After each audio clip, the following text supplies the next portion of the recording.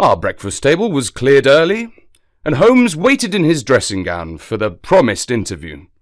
Our clients were punctual to their appointment, for the clock had just struck 10 when Dr. Mortimer was shown up, followed by the young baronet. The latter was a small, alert, dark-eyed man, about 30 years of age, very sturdily built, with thick black eyebrows and a strong, pugnacious face. He wore a ruddy-tinted tweed suit and had the weather-beaten appearance of one who has spent most of his time in the open air. And yet there was something in his steady eye and the quiet assurance of his bearing which indicated the gentleman. "This is Sir Henry Baskerville," said Dr. Mortimer. "Why, yes," said he. "And the strange thing is, Mr. Sherlock Holmes, that if my friend here had not proposed coming round to you this morning, I should have come here of my own accord. I understand that you think out little puzzles, and I've had one this morning which wants more thinking out than I'm able to give it. Pray take a seat, Sir Henry. Do I understand you to say that you have yourself had some remarkable experience since arriving in London? Nothing of much importance, Mr. Holmes. Only a joke, as like as not. It was this letter, if you can call it a letter, which reached me this morning." He laid an envelope upon the table, and we all bent over it. It was of common quality, greyish in colour. The address, Sir Henry Baskerville, Northumberland Hotel, was printed in rough characters. The postmark, Charing Cross, and the date of posting the preceding evening. "Who knew that you were going to the Northumberland Hotel?" asked Holmes, glancing keenly at our visitor. "No one could have known. We only decided after I met Dr. Mortimer." "But Dr. Mortimer was no doubt already stopping there." "No, I had been staying with a friend," said the doctor. "There was no possible indication that we intended to go to this hotel." Someone seems to be very deeply interested in your movements." Out of the envelope, he took a half sheet of foolscap paper, folded into 4. This he opened and spread flat upon the table. Across the middle of it, a single sentence had been formed by the expedient of pasting printed words upon it. It ran, "As you value your life or your reason, keep away from the moor." The word moor was only printed in ink. "Now," said Henry Baskerville, "perhaps you will tell me, Mr. Holmes, what in thunder is the meaning of that, and who it is that takes so much interest in my affairs? What do you make of it, Dr. Mortimer? You must allow that there is nothing supernatural about this, at any rate?" "No, sir, but it might very well come from someone who was convinced that the business is supernatural." "What business?" asked Sir Henry sharply.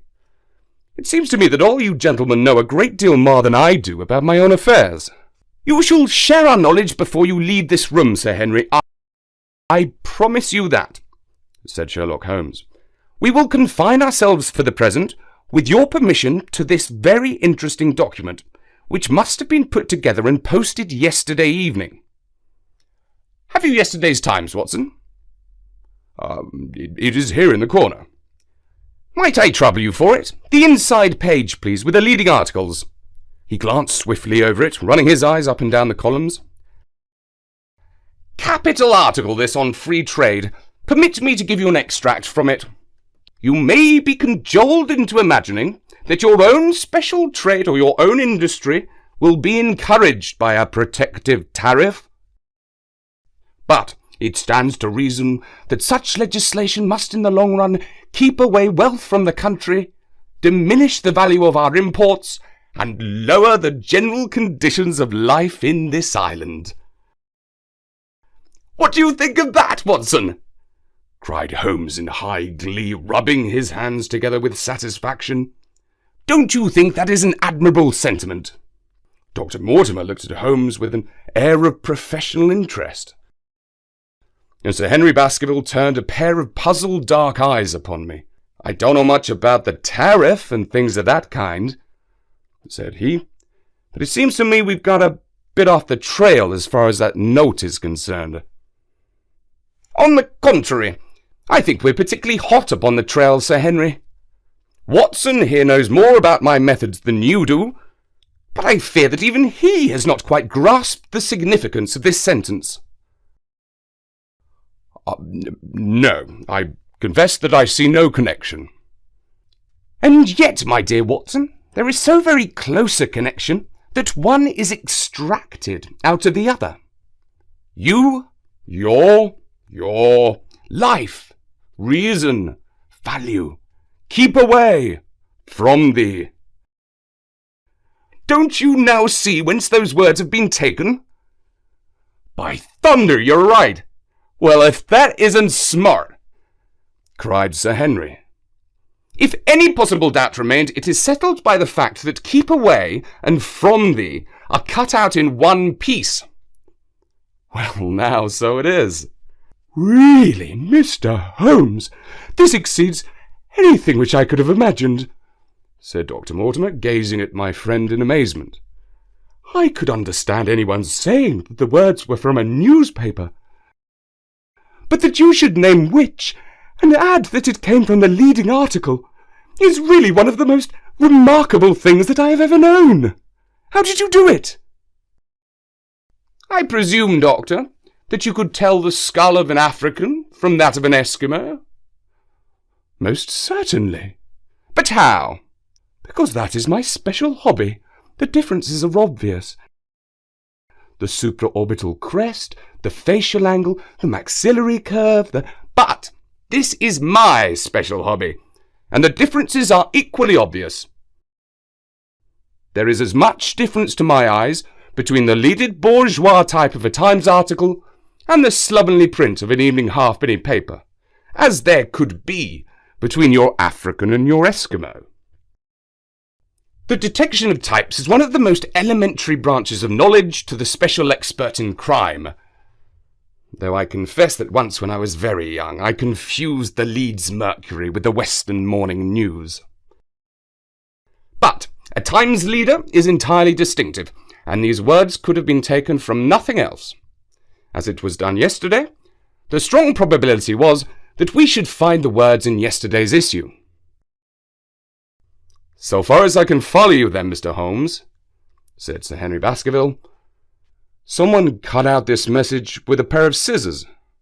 Nail scissors, said Holmes. You can see that it was a very short-bladed pair of scissors, since the cutter had to take 2 snips over keep away. That is so. Someone then cut out the message with a pair of short-bladed scissors, pasted it with paste, gum, said Holmes, with gum onto the paper, but I want to know why the word more should have been written. Because he could not find it in print. The other words were all simple and might be found in any issue, but more would have been less common. Why, of course, that would explain it. Have you read anything else in this message, Mr. Holmes? There are 1 or 2 indications, and yet the utmost pains have been taken to remove all clues. The address, you observe, is printed in rough characters. But the Times is a paper which is seldom found in any hands but those of the highly educated. We may take it, therefore, that the letter was composed by an educated man, who wished to pose as an uneducated one. And his effort to conceal his own writing suggests that his writing might be known, or come to be known by you. Again, you will observe that the words are not gummed on in an accurate line, but that some are much higher than the others. Life, for example, is quite out of its proper place. That may point to carelessness, or it may point to agitation and hurry on the part of the cutter. On the whole, I incline to the latter view, since the matter was evidently important, and it is unlikely that the composer of such a letter would be careless. If he were in a hurry, it opens up the interesting question why he should be in a hurry, since any letter posted up to early evening would reach Sir Henry before he would leave his hotel. Did the composer fear an interruption? And from whom? We are now rather getting into the region of guesswork, said Dr. Mortimer. "Say rather into the region where we balance probabilities and choose the most likely. It is the scientific use of the imagination, but we have always some material basis on which to start our speculation. Now, you would call it a guess, no doubt, but I am almost certain that this address has been written in a hotel." "How in the world can you say that?" "If you examine it carefully, you will see that both the pen and the ink have given the writer trouble. The pen has spluttered twice in a single word, and has run dry 3 times in a short address, showing that there was very little ink in the bottle. Now, a private pen or ink bottle is seldom allowed to be in such a state, and the combination of the two must be quite rare. But you know the hotel ink and the hotel pen, where it is rare to get anything else. Yes, I have very little hesitation in saying that could we examine the waste paper baskets of the hotels around Charing Cross until we found the remains of the mutilated Times leader, we could lay our hands straight upon the person who sent this singular message. Hello, what's this?" "Well?" "Nothing," said he, throwing it down. "It is a blank half-sheet of paper, without even a watermark upon it. I think we have drawn as much as we can from this curious letter. And now, Sir Henry, has anything else of interest happened to you since you've been in London? You have observed anyone follow or watch you?" "Well, it depends upon what you think worth reporting." "I think anything out of the ordinary routine of life well reporting."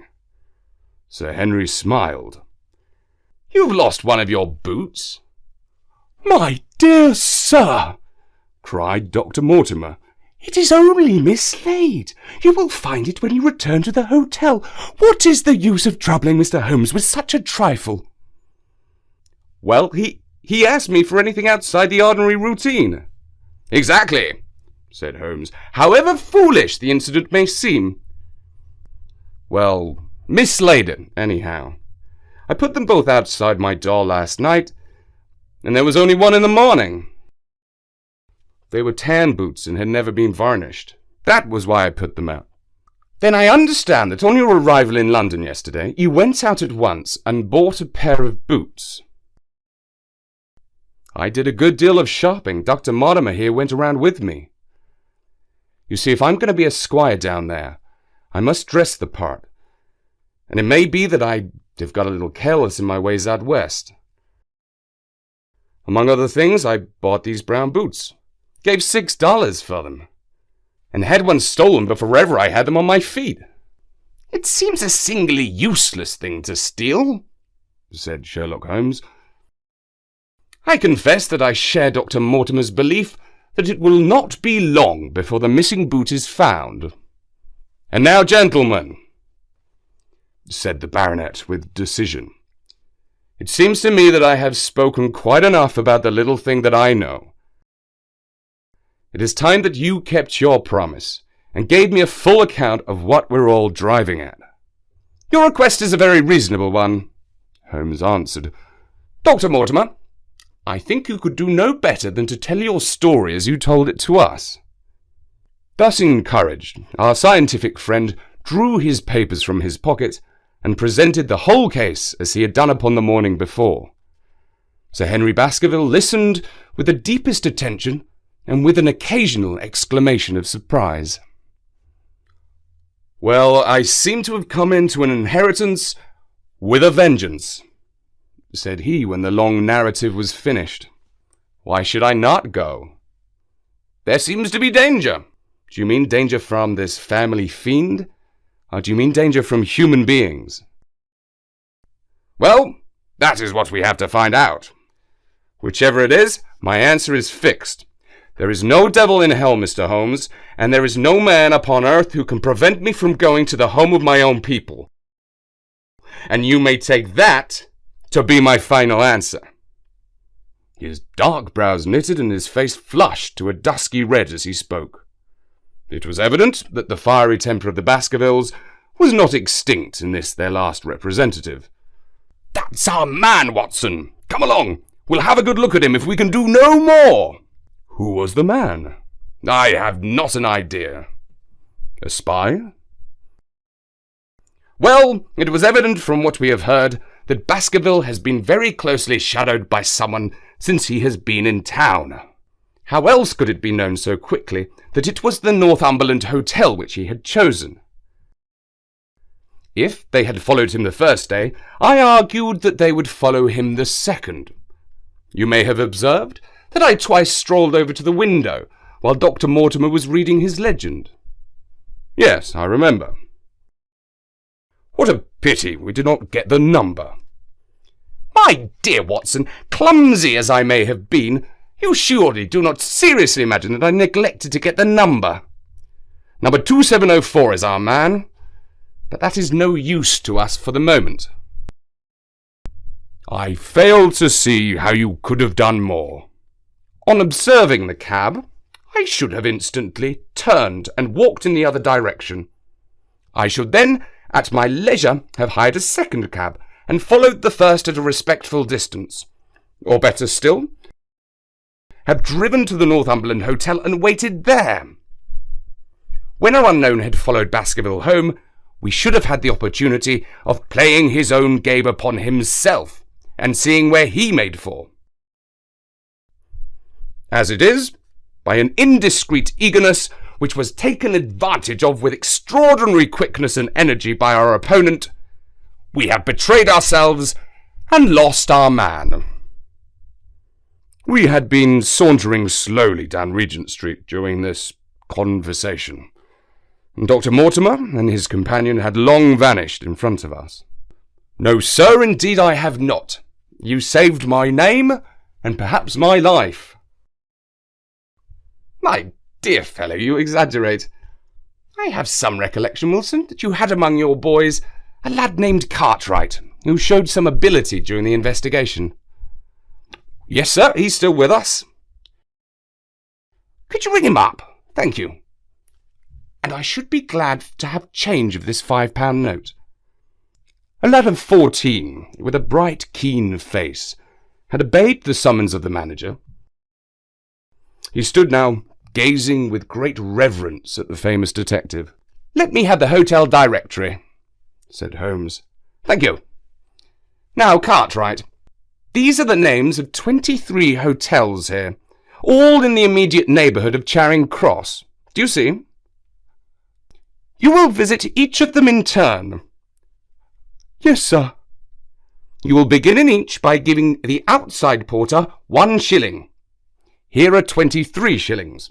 You will tell him that you want to see the waste paper of yesterday. You will say that an important telegram has miscarried and that you are looking for it. You understand? But what you're really looking for is the centre page of the Times with some holes cut into it with scissors. Here is the copy of the Times. It is this page. You could easily recognise it, could you?" "Yes, sir." "In each case, the outside porter will send for the hall porter, to whom you will also give 1 shilling. Here are 23 shillings. You will then learn in possibly 20 cases out of the 23 that the waste of the day before has been burned or removed. In the 3 other cases, you will be shown a heap of paper, and you will look for this page of the Times among it. The odds are enormously against you finding it. There are 10 shillings over in case of emergencies. Let me have a report by wire at Baker Street before evening." And now, Watson, it only remains for us to find out by wire the identity of the cabman, number 2704, and then we will drop into one of the Bond Street picture galleries and fill up the time until we're due at the hotel. Thank you for watching this video. Please like, share and subscribe to the channel to see the latest videos. Thank you.